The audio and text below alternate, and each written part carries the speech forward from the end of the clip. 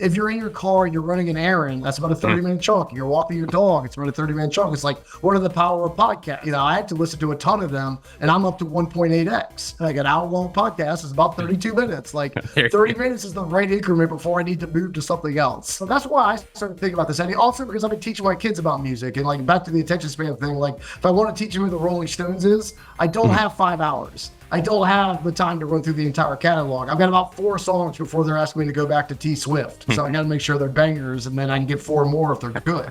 So here are the ones that that jumped out to me. The very first one that's on my list, like Aliens Land, and I play them this 30 minutes, and then I play 30 minutes of the Beatles. It's a minus 110 which band they pick, which one they pick is the superior music.